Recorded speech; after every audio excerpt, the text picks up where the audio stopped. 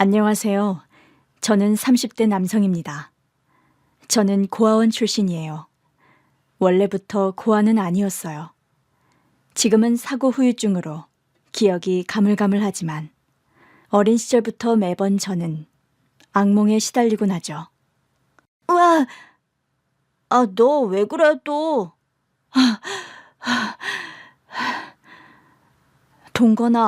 동건이 왜 그러니?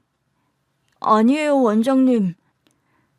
원장님, 동건이 또 악몽 꿨나 봐요. 같이 못 자겠어요. 방 바꿔주세요. 미안. 아이고, 우리 동건이 또 악몽 꿨구나. 당분간 원장님이랑 잘까? 죄송해요. 늘 꿈에서는 불타는 자동차가 보였어요. 뿌연 연기. 주변엔 어른 남자들이 뛰어다니고 저는 울고 있어요. 차로 가까이 다가가려고 하는 저와 저를 막는 어른들. 그러다 땀에 흠뻑 젖은 채로 깨어나곤 했죠. 어릴 때 사고가 있었을 거라고 생각은 했지만 그 누구에게도 자세한 이야기는 들은 적 없었어요. 아마 그렇게 부모님을 잃고 고아원으로 오게 되었구나. 그렇게 추정을 하곤 했죠. 동건아, 너 왜 부모님에 대해서 안 물어봐? 여전히 기억이 안 나? 궁금하지 않아요. 너도 곧 성인이 되잖니. 이제 말해줄 때도 된 것 같아서. 결국 부모님이 절 버린 거 아니에요? 아니야, 절대 그런 게 아니야. 그 다음 날, 원장님은 저를 이끌고 어디론가 갔습니다. 왜 말씀을 안 해주세요? 어디 가는 거예요? 일단 따라와 봐. 원장님에게 이끌려간 곳은 경기도 외곽의 한 납골당이었습니다. 여기가... 인사드려, 너 부모님이셔. 어떡해. 어릴 때 네가 우리 원에 오고 자라면서 좀 더 일찍 말해주고 싶었지만 우리 원에 치료 지원을 하는 의사 선생님께서 네가 더 충격을 받을 수 있다고 해서 이제야 말하게 되었구나. 미안하다. 이제 때가 된 것 같아서. 너도 많이 컸고. 저한테, 그리고 제 부모님께 대체 무슨 일이 있었던 건가요? 네가 7살 땐가 너희 부모님은 너를 데리고 지방으로 가고 있었어. 나중에 들으니 평생 고생만 하다가 네 생일 기념으로 떠난 첫 가족여행이었다고 하더구나. 첫 가족여행? 네 아버지는 초보 운전이었고 차도 없었던 터라 친구 차를 빌려서 떠난 여행이었다고 하더라고. 그래도 네 아버지의 실수는 아니었어. 맞은편 화물차가 졸음운전으로 그만. 그래서 저희 부모님은 다 그 사고로 돌아가신 건가요? 너 목 뒤에 화상 있잖니? 네. 운전석에 있던 아버님은 바로 사망하셨고 뒷좌석에서 어머님이 널 꼭 안고 불길을 막아서 너는 다행히 많이 다치지 않았고 어머니는 결국 치료를 받다가 운명하셨어. 그랬군요. 그래서 제가 여기로... 구조대가 너희 가족을 발견했을 때 어머니가 너를 꼭 안고 계셨어. 구조하는 분들도 너무 마음 아파서 많이 힘들어했다고 하더구나. 그래서 제가 그렇게 불에 타는 자동차 꿈을 계속 꿨던 거군요. 제 가족의 죽음에 대해, 그리고 저의 뿌리, 정체성에 대해 알게 된 이후 저는 그전보다는 조금 더 밝은 사람이 되었습니다. 아무도 설명해주지 않았던 저의 가족, 제 자신을 뒤늦게 되찾은 것 같았어요. 저를 그렇게나 사랑한 부모님이 있었다는 사실이 저의 존재를 헛되지 않게 만드는 것 같았습니다. 그날 이후 저는 열심히 살기로 했어요. 20살이 되고 고아원에서 나왔습니다. 그리고 원장님 소개로 제주공장에 다녔어요. 저는 이제부터 그동안 제가 지니고 있던 고아라는 허물을 벗어내기 위해 새 인생을 살겠다고 마음먹었습니다. 나를 잘 모르는 사람들 사이에선 그게 가능할 거라고 생각했죠. 원래 내성적인 성격이었지만 일부러 더 밝은 척 살았습니다. 아무도 나를 모를 테니까요. 너 연애는 몇 번 해봤냐? 나? 너 설마 아직까지 모태솔로는 아니지? 야, 아니야. 왜 이렇게 당황해하냐? 나 세 번 해봤어. 그래? 오, 그럼 나도 소개 좀 시켜줘봐. 헤어진 여자를 어떻게 소개해주냐? 너나 나 좀 소개해줘. 연애를 좀 쉬었더니 근질근질하다. 너 정도면 나쁘지 않지. 나 다음 주에 고등학교 애들 만나는데 같이 갈래? 그래, 좋지. 저는 사실 여자친구는커녕 동성친구도 몇 없이 학창시절을 보냈습니다.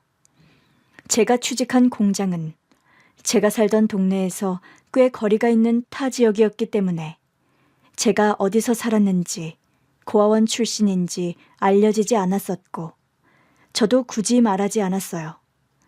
대충 제가 있던 고아원 인근 도시에 살았다고 둘러댔었죠. 그래서 저는 한 번도 해보지 않았던 일들을 하나씩 했습니다. 동료의 소개로 만난 여자와의 만남. 저는 그녀를 별로 좋아하진 않았지만 그녀가 저를 좋다고 하더라고요. 왜 한번 만나보지 그래.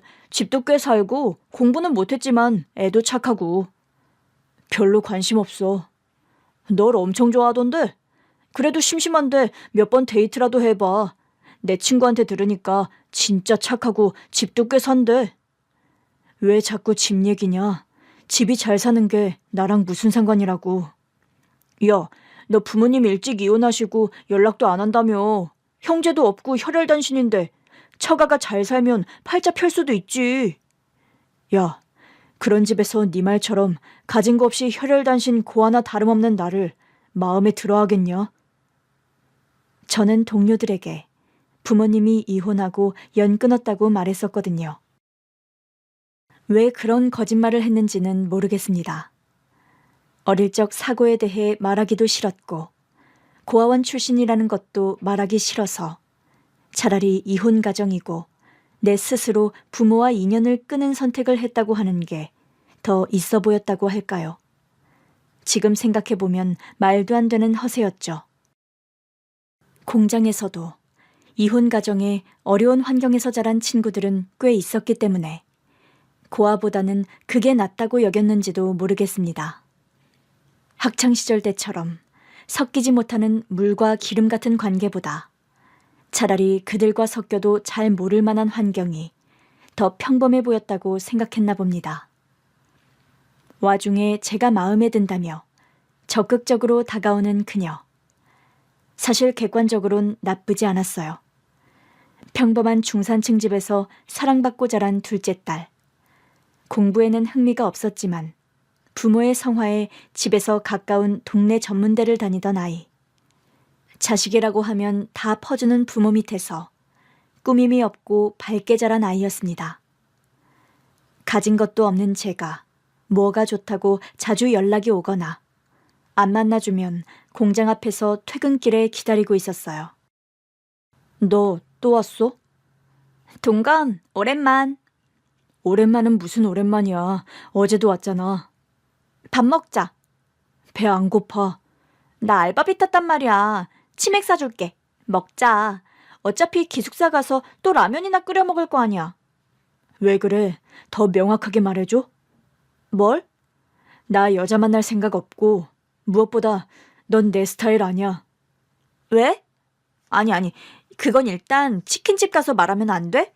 나 오늘 하루 종일 서서 일해서 무릎 아파 죽겠단 말이야. 아, 넌 정말. 구제불능이라는 말이 입 밖으로 튀어나올 뻔했지만 꾹 참았습니다. 그래도 여자애한테 그렇게 독하게 말하기는 쉽지 않더라고요. 커다란 눈망울로 한참 키가 큰 저를 고개를 쳐들고 초롱초롱 쳐다보는데 여동생 같기도 했고요. 그래서 그녀의 성화에 못 이겨 치킨집으로 향했습니다. 그녀는 저와 달리 정말 밝았어요. 저도 겉으론 활달하고 평범한 청년이었지만 저는 숨기고 있는 게 많은 사람이었고 그녀는 정말 안에서 생각하는 게 겉으로 다 드러나는 투명한 사람 같았습니다. 반반? 후라이드 반 양념 반 먹을까? 그리고 500? 너 마음대로 해. 난 아무거나 잘 먹으니. 치, 그럼 그렇게 시킬게. 그래. 넌 술 잘 먹어? 그냥 남들 먹는 만큼 적당히. 난 나보다 술 잘 먹는 남자가 좋더라. 네가 술을 되게 잘 먹나 봐. 뭐, 못 먹진 않지? 집안 내력이랄까? 얼마나 먹길래? 소주 한 병은 걷든 맥주는 무제한? 무제한? 왜? 놀라워? 넌 술 먹는 여자 싫어해? 별 관심 없어. 지 앞가림이나 하면 됐지 뭐. 사실 퇴근 후나 주말이면 회사 동료들은 모두 애인이나 고교 친구들 혹은 본가로 갔기 때문에 저의 주말은 늘 심심한 나날의 일상이었습니다. 활발한 척하고 약속 있는 척도 해봤지만 딱히 만날 사람도 없었고 시내에 나가 혼자 영화를 보거나 잘 안 먹던 외식을 한두 번 하는 게 전부였죠. 명절 때 남들은 다 어떻게든 쉬려고 아등바등 됐지만 저는 오히려 명절 수당을 받겠다는 핑계로 나서서 일했어요. 딱히 가족이 없다는 건 사람들이 알고 있었기 때문에 그냥 돈독으른 놈 정도로 보는 시선이 더 편했습니다. 돈을 쓸 일도 많지 않으니 또래에 비해 돈도 많이 모았지만 공개적으로 알리며 자랑한 적도 없어요. 하지만 문득문득 일이 끝나고 기숙사에 있다 보면 멍하니 앉아있는 시간이 길었지요. 20대 초반의 젊은 나이에 어떤 삶의 목적도 의미도 알 수 없는 나날들이었습니다. 나는 여기서 더 크면 뭐가 되지? 아니, 난 이제 다 컸는데 이제 뭘 하지? 이런 말도 안 되는 질문들을 혼자 되뇌며 살았습니다. 살아도 인생은 왜 이렇게 길게만 느껴지는지 웃을 일이 별로 없었습니다. 너는 내가 왜 좋냐? 어머나? 내가 오빠를 좋아하는지 어떻게 알았어? 왜 몰라. 네가 맨날 이렇게 찾아오고 치근덕거리는데 어찌 몰라. 어머머, 무슨 말을 그렇게 정내미 없게 하냐? 아니 뭐, 사실이 그렇다는 거지. 그런데 오빠는 왜 이렇게 무뚝뚝해? 정남이 오빠 말 들으니 활발하고 싹싹하다는데 왜 나한테만 이렇게 무뚝뚝한 거야? 치. 나 원래 이래. 그래서 오빠는 내가 그렇게 마음에 안 들어? 나 정도면 어디서 빠지진 않는데. 네가 뭐가 어떤데? 그냥 뭐 사랑 듬뿍 받고 자란 둘째 딸? 외모도 귀염상이고 착하고 뭐 그리고 무엇보다 내 남자만 바라보고 헌신하는 미래의 현모양처랄까? 아, 그리고 월급 타면 맨날 이렇게 맛있는 치맥을 사줄 수 있지? 너 좀 재밌다. 그렇지, 나 좀 재밌지? 그렇게 자연스럽게 스미듯 내 옆자리를 차지한 그녀와 저는 연애를 시작했습니다. 누가 먼저랄 것도 없이 매일 찾아오는 그녀가 이제 없으면 너무 허전했죠. 가족의 품이 늘 그리웠던 나에게 그녀는 친구이자 애인이자 가족이 되어갔습니다. 오빠, 부모님이랑 끝까지 연락 안 할 거야? 끝까지라니? 뭐, 말 그대로 우리가 나중에 결혼하고 애도 낳고 하면 부모님은 초대해야 할 거 아냐. 왜? 오빠는 나와의 미래는 생각 안 해봤어? 그게 아니라 우리 부모님이 오빠 보고 싶어 하는데. 왜? 왜긴 왜야. 우리가 연애한 지도 3년이나 됐으니 그렇지. 그래봤자 우리 나이 이제 20대 중반이야. 무슨. 나는 빨리 오빠 아이 낳고 행복하게 가정 꾸리고 싶은데. 너무 일러. 왜? 나 아직 사실 너한테 말하지 못한 게 너무 많아. 어? 뭔데? 그랬습니다. 사실 그녀에게 말하지 못한 얘기들이 너무 많고 그녀가 받을 충격을 내가 감당할 수 있을지도 두려웠습니다. 웃기죠? 그녀가 받을 충격보다 내가 그 모습을 감당할 수 있을지부터 걱정이 되는 저는 그런 방어 기제가 강한 사람이었습니다. 차마 그녀에게 내가 사고로 부모를 잃고 고아원에서 자랐다는 걸 고백하는 게 쉽지 않았습니다.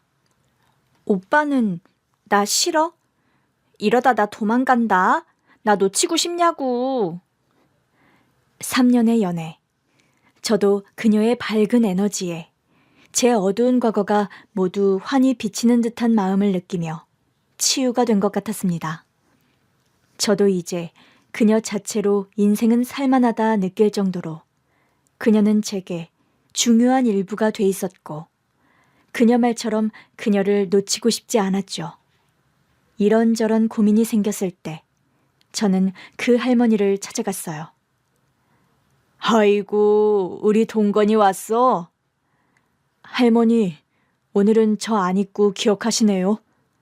그럼 이놈아, 너는 할미가 정신 나간 줄 알아? 아니, 그게 아니고요. 그래도 오락가락 하시는 건 사실이잖아요. 그러니까 계속 저를 까먹지 말고 정동권, 이 이름 3글자도 계속 기억하시고 맛있는 거 많이 드시고 더 마르지도 마시고 건강하시라고요. 예끼 이놈, 내가 언제 정동권 이 3글자를 잊었다고 자꾸 그러는겨. 오늘도 네가 온다기에 내가 네가 좋아하는 갈비찜도 해놨는디. 이리 와봐. 자, 보라고. 짜잔. 우와, 진짜 맛있겠다. 냄새 죽인다. 할머니가 해주신 맛있는 갈비찜. 저만 오면 늘 이 갈비찜을 해주세요. 부모님이 해주신 밥상은 기억도 나지 않지만 저에겐 이 할머니가 돌아가면 늘 있는 그런 가족 같은 사람이에요. 그런데 무슨 일이 있었어? 표정이 영 안 좋은데. 할머니, 저 고민이 있어요. 예? 뭔디? 결혼하고 싶은 여자가 있어요. 어머나, 잘 됐구나. 어떤 처잔데?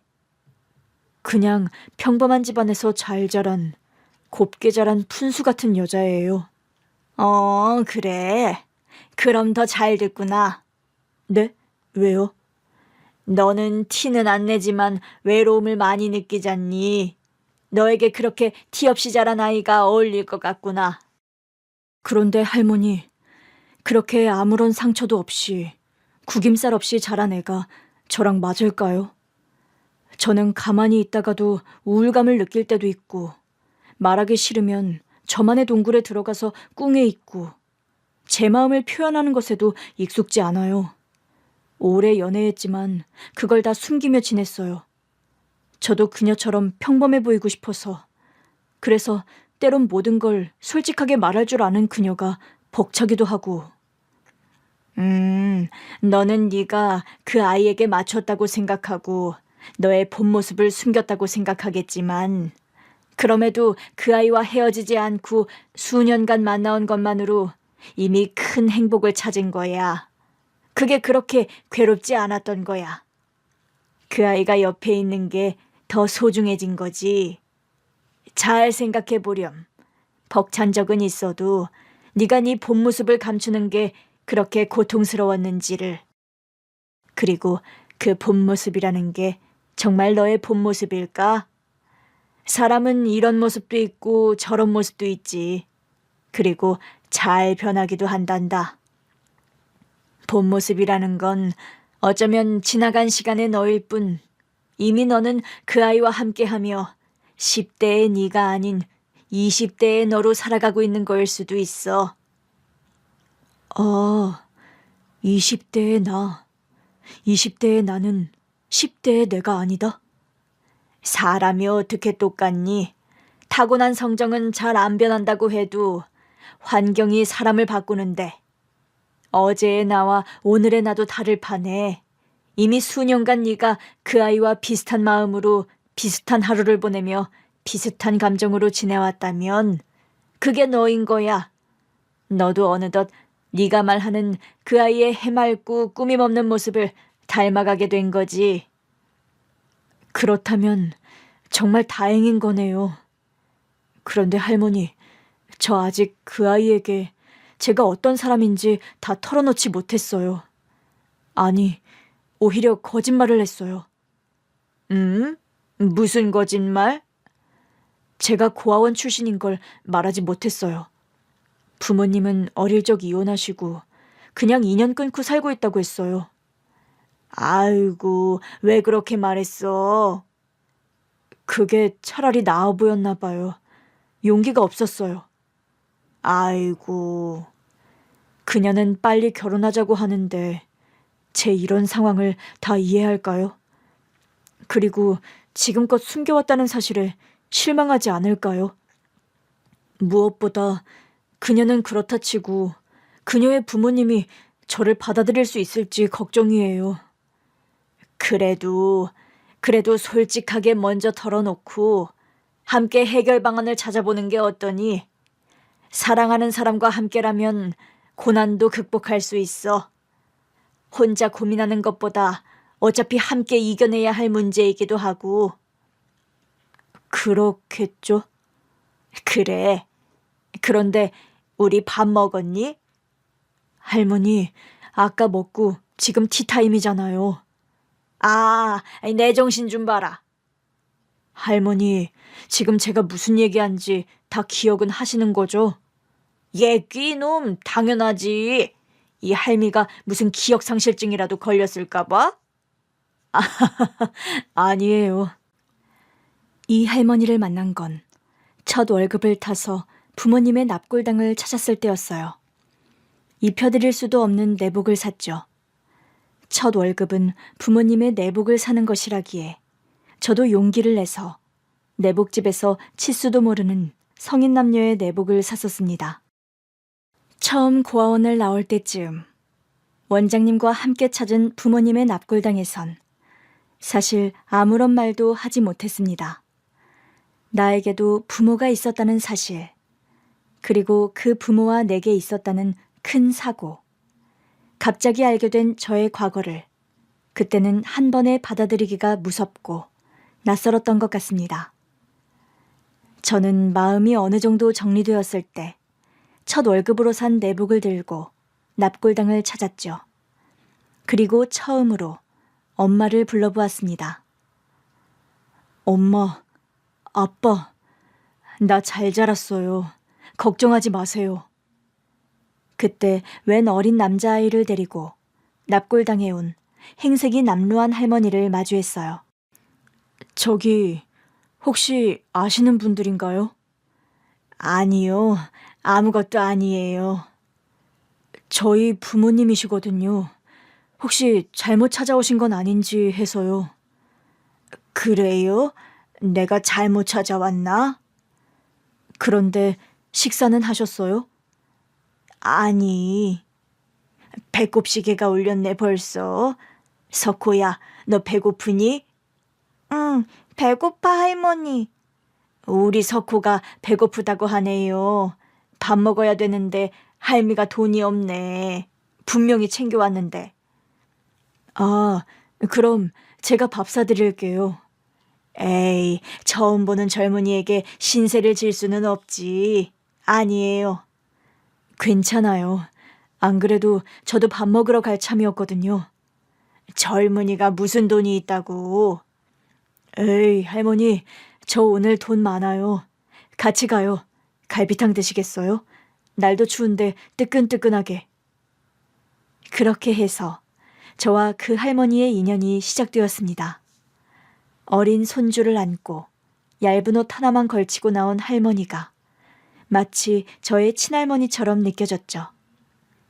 아이와 할머니와 함께 식사를 하고 버스 정류장까지 데려다 주려는데 마음이 영 불편했어요. 할머니. 예? 댁이 어디세요? 저기 5080번 타면 한 번에 가요.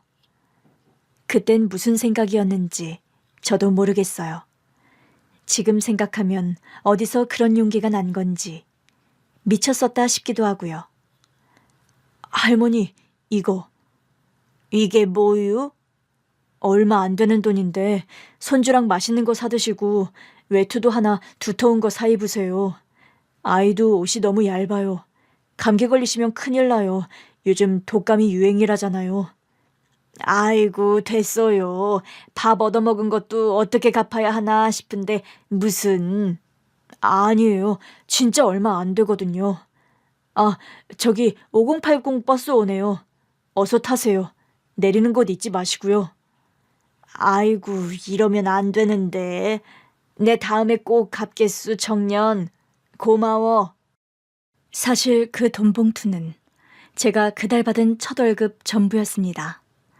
무슨 생각인지 저도 모르겠어요. 남루한 행색의 할머니 손에 이끌려 콧물을 흘리고 있는 그 어린 남자아이가 꼭 어릴 때 고아원에서 살던 저처럼 느껴졌던 것 같아요. 잘못 찾아오신 건지 저희 부모님 납골당에서 만난 그 인연도 보통 인연이 아니라는 생각도 들었던 것 같고요. 태어나서 좋은 일이라고는 해본 적이 없던 시절, 저는 빈손으로 기숙사로 돌아오며 그래도 마음만큼은 풍족했던 기억이 납니다. 그런데 다음날 제가 깜짝 놀랄 일이 발생했습니다. 회장님이 오셨대, 회장님. 아, 그 말로만 듣던 자수성가했다는 그 회장님? 와, 궁금했는데 어떤 분일까? 그런데 우리 제조공장까지 방문하신 이유가 뭐지? 설마 인력 감축하려는 건 아니겠지? 야, 무슨 인력 감축은 통보만 하면 되지. 그걸 하겠다고 회장까지 방문하겠어. 회장님? 그런데 그 회장님이라는 사람이 글쎄 제가 부모님 납골당에서 만나 뵀던 그 할머니였던 겁니다. 할머니? 아니, 자네가 여기에 어떻게... 어제 그 할머니 맞으시죠? 정동건 씨 할머니라니 우리 회사 창립자인 최봉예 회장님이십니다. 예의를 갖추세요. 회장님이 이분이시라고요? 그렇습니다. 왜 이래요, 정동건 씨? 아닙니다. 그만하세요. 정동건 씨군요. 정동건 씨. 반가워요. 최봉예입니다. 회장님이십니다. 인사하세요. 할머니께서 어떻게... 자자, 차근차근 우리 얘기 좀 나눠볼까요? 빈방 하나 마련해 주세요, 김상무. 네, 회장님. 알겠습니다. 갑자기 회사 회장님이라며 멋진 차림새로 등장한 할머니. 바로 어제 그 남루한 행색의 할머니가 분명했는데 이게 어떻게 된 일일까요? 게다가 나를 부르며 독대를 청하셨는데 회사 사람들이 웅성대기 시작했습니다. 잘 컸구나. 네? 할머니, 어떻게 된 일이에요? 아니, 회장님. 편하게 할머니라고 불러도 된단다. 어디 한번 안아보자. 갑자기 나를 안고 대성통곡을 하는 회장. 무슨 일인가 싶었습니다. 그러더니 지갑에서 꼬깃꼬깃 접힌 오래된 사진 한 장을 꺼내어 보여주는 것입니다. 이게 뭔가요? 내 아들 아플 때 모습이야. 아드님. 지금은 늦게나마 건강도 회복하고 이렇게 손주도 안겨주었지. 다행이네요. 내 아들이 건설 현장에서 큰 사고가 나서 거의 다 죽어가는 상태였어. 15년 전쯤인가. 예. 그때 내 아들에게 장기 기증을 해준 사람이 바로 네 아버지란다. 제 아버지요? 그래, 정말 감사한 일이지. 저희 아버지도 교통사고로 잘못되셨다고 듣긴 했어요. 아버님께서 생전 장기 기증 서약을 해놓으셔서 뇌사 상태에 계셨다가 우리 아들에게 심장을 기증해 주셨어. 그래서 우리 아들이 목숨은 건진 것이고. 아, 그랬군요. 너희 아버지는 우리 집안의 은인이셔. 이후로 아들과 나는 열심히 심기일전으로 일해서 이 회사를 차렸고, 나는 회장이 되고 우리 아들은 지금 해외 지사를 오가는 지부사장이야. 아, 그럼 어제 우리 부모님 납골당에 오신 것도 우연이 아닌 거네요? 그렇지. 그런데 내가 사실 치매기가 좀 있어. 아, 아마 어제 내 행색이 너무 남루했지. 옷도 얇게 입고. 네. 그래서 이 봉투를 자네가 나한테 준 거구나. 나 어제 우리 아들이랑 경호원들한테 엄청 혼났잖아. 어린 손주를 데리고 그 먼 데까지 버스 타고 갔다고. 난 욕 먹어도 싸. 위험하긴 하죠, 할머니. 암튼 이 돈은 그대로 돌려줄게. 어제 사준 갈비탕은 내 잊지 않았어. 그건 잊지 않으셔서 다행이에요. 그리고 저도요. 이 할머니와 나의 인연은 이렇게 구구절절 엮여 있었습니다. 할머니는 자신의 아들을 살려줬다는 고마움과 죄책감에 저희 부모님 납골당을 자주 찾으셨고 그날도 그랬던 겁니다. 이렇게 시작한 우리의 인연은 어디선가 본 듯한 아름다운 동화 속 전개처럼 훈훈하게 이어졌어요. 이후 할머니와는 친할머니처럼 왕래했고 내가 자주 찾아뵈니 할머니의 치매 증세도 점점 더 좋아지는 듯 했습니다. 내가 혼자 남았다는 사실을 뒤늦게 알았지만 우리 형편도 말이 아니라서 널 찾는 게 어려웠어. 그때 내가 좀 더 너를 수소문해서 함께 데리고 살았다면 네가 고아원에서 자라지는 않아도 됐을 텐데 말이다. 아니에요, 할머니. 저 그래도 열심히 살았고 다 괜찮아요. 이제라도 가족 같은 분들을 만나게 되어서 얼마나 기쁜데요. 나는 이름만 회장이지 곧 우리 아들이 회장으로 올라갈 거야. 너에게도 소개해주고 싶구나. 널 만나면 정말 기뻐할 거야. 저도 뵙고 싶네요. 할머니와는 정말 친구처럼 친손주처럼 지냈어요. 주변 동료들은 회장님과 은인 관계이니 얼마나 좋으냐며 저를 부러워했고 안 그러던 상사들도 제게 유독 친절하게 대하는 게 느껴졌어요. 꽤나 불편했죠. 제 생활은 변한 게 없는데 말이죠. 그리고 시간이 흘러 제 여자친구에 대한 얘기까지 털어놓게 되었던 거죠. 네가 좋아하면 모든 진실을 그냥 털어놔봐. 네 걱정과는 달리 너의 과거도 사랑해줄 수 있을지 누가 아니?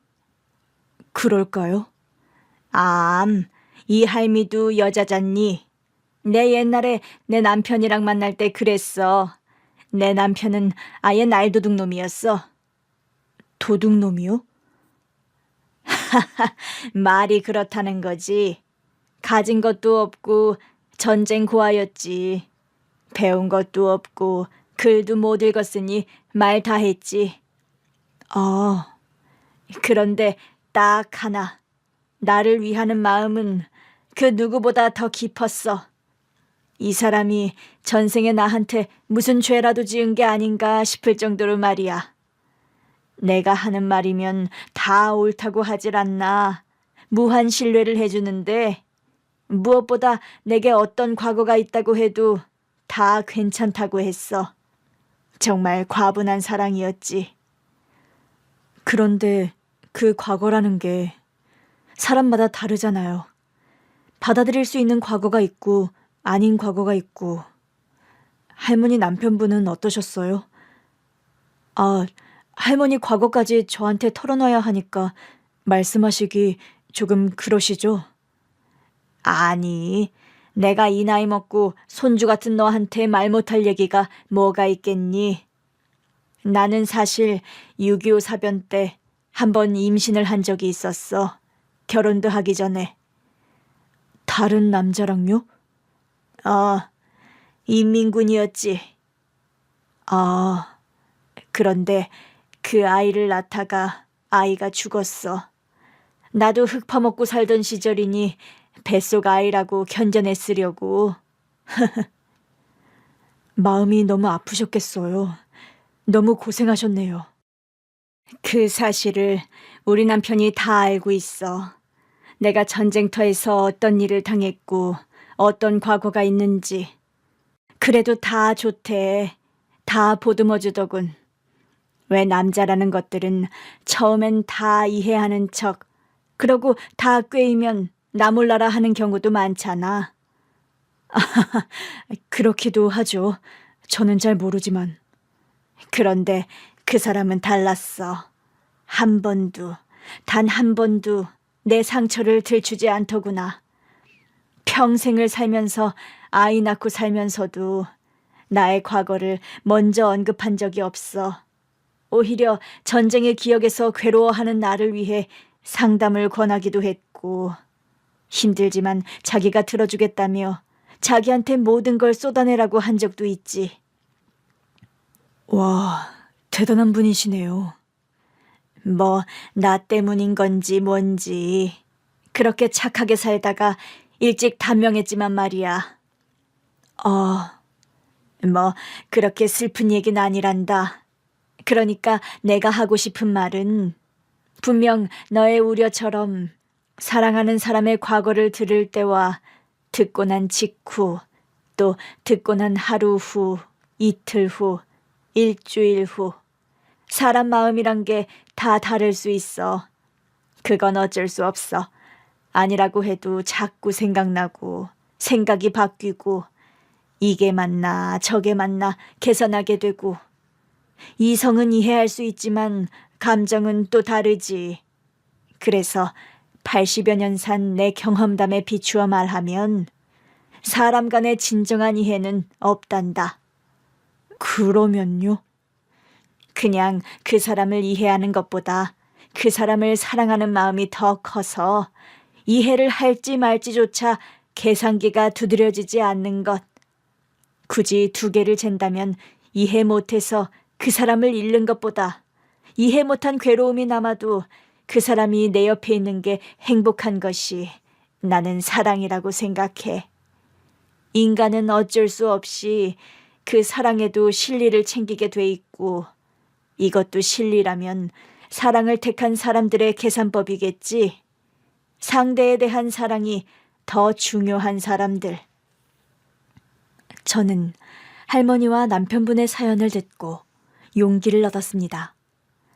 그래서 여자친구에게 저의 과거를 고백하기로 마음먹었죠. 그리고 내가 또 깜빡했는데 말이다. 네? 내 아들이 이제 이 회사의 회장이 됐잖니? 네. 다음 주에 들어와. 우리 아들이 너를 꼭 보고 싶다고 하더구나. 저도 뵙고 싶어요. 한번 꼭. 그래, 여자친구한테 잘 말하고 한번 꼭 데리고 오고. 알겠어요. 감사해요, 할머니. 아니, 회장님. 그냥 할머니라고 해. 네. 그날로 저는 여자친구를 만났습니다. 단단히 마음을 먹고 찾아갔지만 입을 떼는 것도 쉽지 않더군요. 수년간 사귀면서 이제야 저의 정체성을 말하는 것만 같은 그녀가 나를 이해해 줄지 심장이 찌끈찌끈 아플 지경이었지요. 동건아, 무슨 일이야? 이번 주 평일엔 바쁘다더니. 우리 결혼 나도 하고 싶어. 너한테 제대로 프로포즈도 하고 싶고. 와, 진짜? 감동. 그런데 그 전에 너한테 털어놓을 얘기가 있어. 너무 놀라지 말고. 오잉? 뭔데? 혹시 숨겨놓은 애가 있다거나 그런 건 아니지? 그런 것만 아니면 다 오케이. 그런 건 아니고 조금 진지한 얘기야. 우리 가족 얘기야. 뭔데? 나도 지금껏 사실 궁금한 게 많았는데 너한테 힘든 얘기일 것 같아서 먼저 묻지 못했는데 나 준비됐으니까 그냥 털어놔봐. 괜찮아. 내가 우리 엄마 아빠 이혼하고 연락 끊고 산다고 했잖아. 응. 사실 돌아가셨어. 두 분 다. 어머, 정말? 너 너무 힘들었겠다. 미안해. 그동안 말 못해서.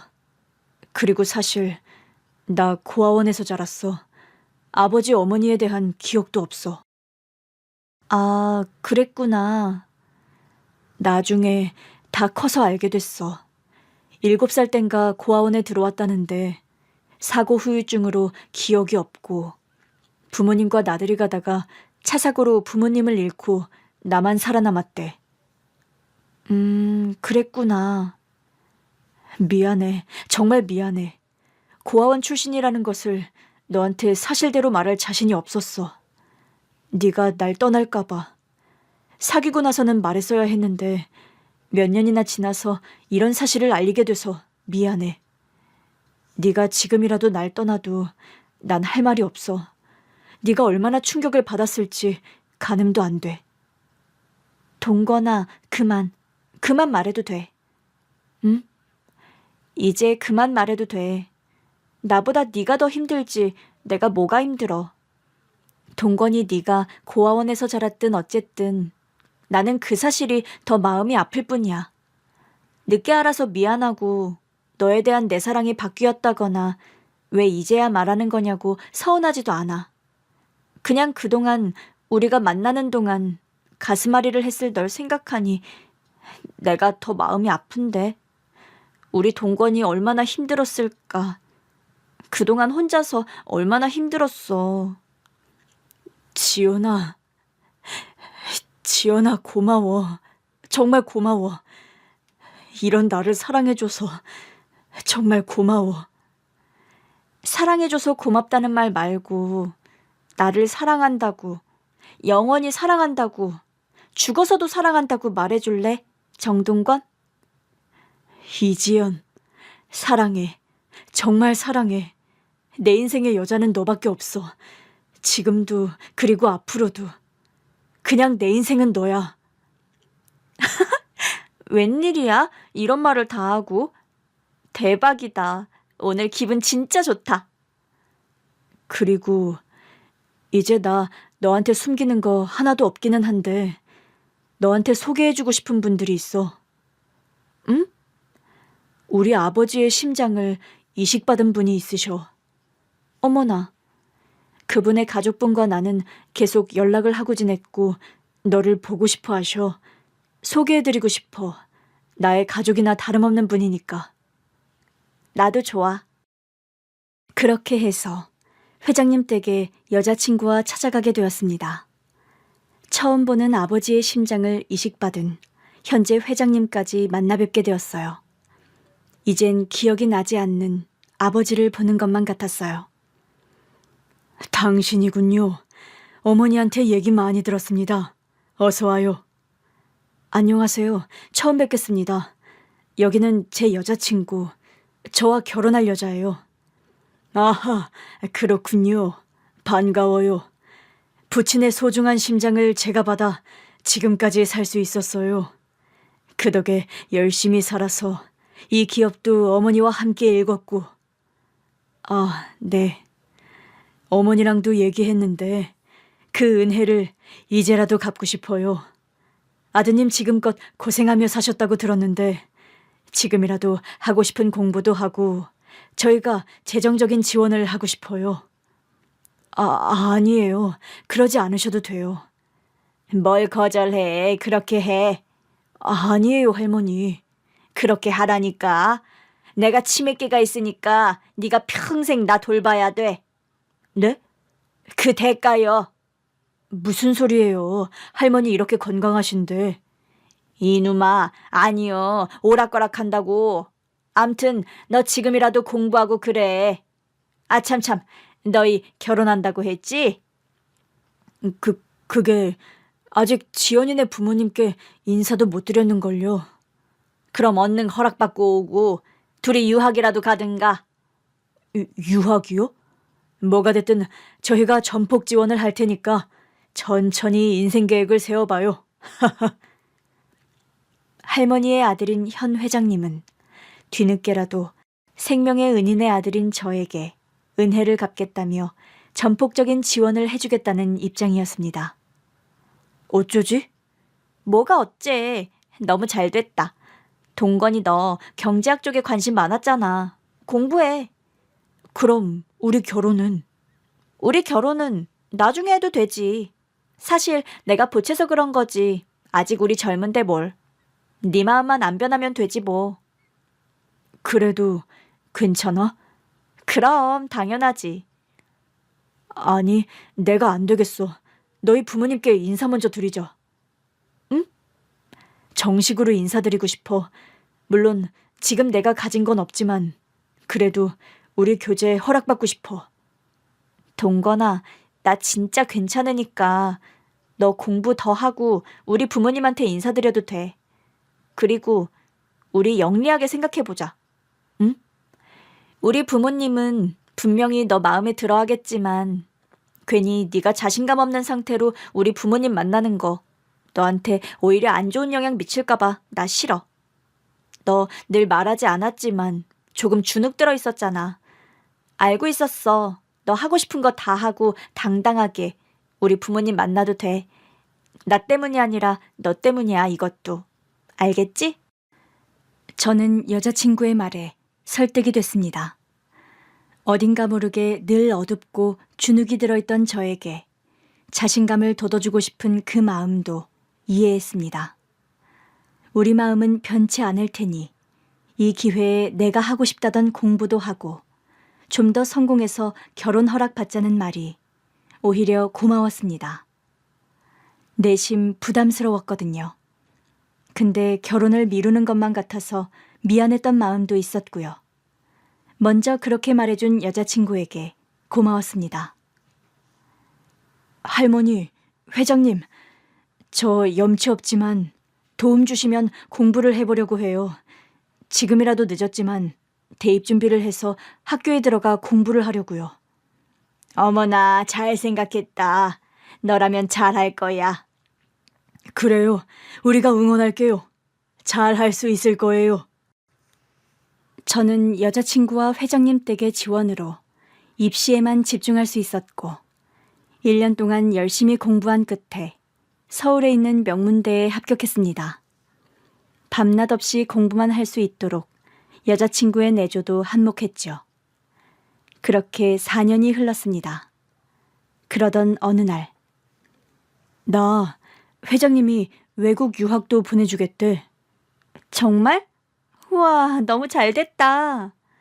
그런데 너도 이제 결혼 정년기인데 언제까지 기다려 날. 아, 얼마나 걸리는데? 지연아, 우리 결혼하자. 결혼하고 같이 가는 거야. 나와 결혼해줘. 나는 여자친구에게 준비한 프로포즈 반지를 꺼내들었습니다. 아무리 생각해도 좋은 기회였지만 10년 가까운 시간 동안 나만 바라본 여자친구를 두고 혼자 유학을 갈 수는 없다는 생각이었습니다. 동건아, 같이 가는 거지? 당연하지. 사랑해, 동건아. 저는 여자친구 부모님의 허락을 받았고 다행히도 흔쾌히 저희의 결혼을 허락해 주셨습니다. 저희는 작게 결혼식을 했고 회장님 댁의 지원으로 함께 유학을 떠났어요. 그리고 지금 외국계 은행에 취업해 억대 연봉을 받고 나름 성공한 금융맨으로 살고 있습니다. 외국 생활에 익숙해져 가고 있는 사이 세월이 또다시 10년이 흘렀고 안타까운 소식을 듣게 되었습니다. 바로 할머니의 부고 소식. 저희 부부는 급거 귀국했습니다. 할머니, 제가 끝까지 옆에서 돌봐드리겠다고 약속드렸는데 어떻게 이런 일이... 갑자기 어떻게... 급성 폐렴에 걸리셨어요. 며칠 치료도 못 받으시고 그렇게 떠나셨어요. 어머니께서 동권 씨를 정말 많이 보고 싶어 하셨어요. 지난해 왔을 때만 해도 건강해 보이셨는데. 그런데 동건 씨, 따로 할 말이 있습니다. 네? 회장님이 저를 따로 불러냈습니다. 심각한 표정으로 저를 한참을 바라보시더니 사실 저희 회사의 지분은 전임 회장님이신 저희 어머님에게 대부분 있어요. 아, 우리 어머님도 저도 같은 생각입니다. 저는 이제 기업에서 물러날 생각이에요. 저도 건강이 썩 좋지 않고 제 인생을 좀 살아볼까 해요. 아, 그러시군요. 저희 어머님 유언이 저희가 이 회사로 일군 재산의 반은 사회에 환원하고 그 절반은 동건 씨에게 주고 싶다는 바람을 남기셨어요. 저도 동의했고요. 아, 그럴 수는 없어요. 제가 뭘 했다고 그 큰 재산을 받겠습니까? 지금까지 공부시켜주시고 지원해주신 것만 해도 저는 모든 걸 다 잃었어요. 그래서 결혼도 했고 제 가정도 이루었고 다 두 분 때문에 이렇게 살게 되었는데 저는 받을 수 없어요. 아닙니다. 어머니께서 꼭 그렇게 하라고 하셨어요. 저도 물론 먹고 살 만큼은 있으니 걱정하지 않으셔도 되고요. 저는 이제 다 늙은 사람이고 동건 씨는 이 나라의 인재 아닙니까? 저무는 사람보다 이제 깨어나는 사람에게 투자한다고 생각하는 겁니다. 나라를 위해 일하는 좋은 일꾼이 되시길 바랍니다. 아니에요. 정말 그럴 수 없어요. 제 뜻이 아니에요. 저는 어차피 동건 씨 아버님의 심장으로 한번 죽었다가 다시 태어난 사람입니다. 그러니 그때 죽었으면 일구지 못했을 재산이에요. 우리 어머님도 그 생각이시고요.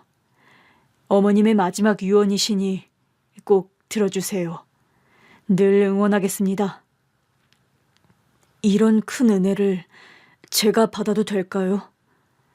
동건 씨 아버님의 은혜를 제가 받았고 제가 읽은 은혜를 동건 씨가 받고 그 은혜를 또 좋은 곳에 쓰실 수 있기를 기대하겠습니다. 인생사 다 그런 거 아니겠습니까? 말씀하신 것처럼 저도 저보다 힘든 사람들을 위해 은혜로운 삶을 살겠습니다. 감사합니다, 정말. 그래도 연락 자주 하며 지내요, 우리. 아버님 심장을 나눈 특별한 인연이지 않습니까? 당연하죠, 회장님. 모쪼록 어디 가셔도 건강하시고 평안하시길 바라겠습니다. 저는 제 부모님의 납골당에 들러 다시 인사드리고 아내와 함께 출국했습니다. 그리고 나라를 위해 또 어려운 사람들을 위해 제가 은혜를 되물림할 수 있는 기회를 엿보고 있습니다. 마지막으로 아버지에게 한마디 하고 싶습니다. 아버지의 얼굴도 기억이 나지 않지만 회장님 댁의 베품이 아버지의 유산이라고 생각하며 살고 있습니다. 성인이 되기 전까지 저는 세상에 혼자 떨어진 불량품이라고 생각하며 살았습니다. 하지만 제가 다칠까봐 저를 품고 돌아가신 어머니, 그리고 늘 바르게 살아오시면서 삶의 유산을 남기고 가신 아버지까지 저는 행복한 사람임을 뒤늦게 깨달았습니다. 아버지, 저도 아버지 같은 사람이 되겠습니다. 그리고 훗날 부끄럽지 않은 자식으로 찾아뵙겠습니다. 다시 만날 때까지 이제 편히 계셔요. 어머니도 얼마나 아프셨어요. 저 때문에. 저를 안고 제가 다칠까봐 온몸으로 불길을 막으신 어머니. 두 분 다 이제 제 걱정은 하지 마시고요. 보고 싶습니다. 그립습니다.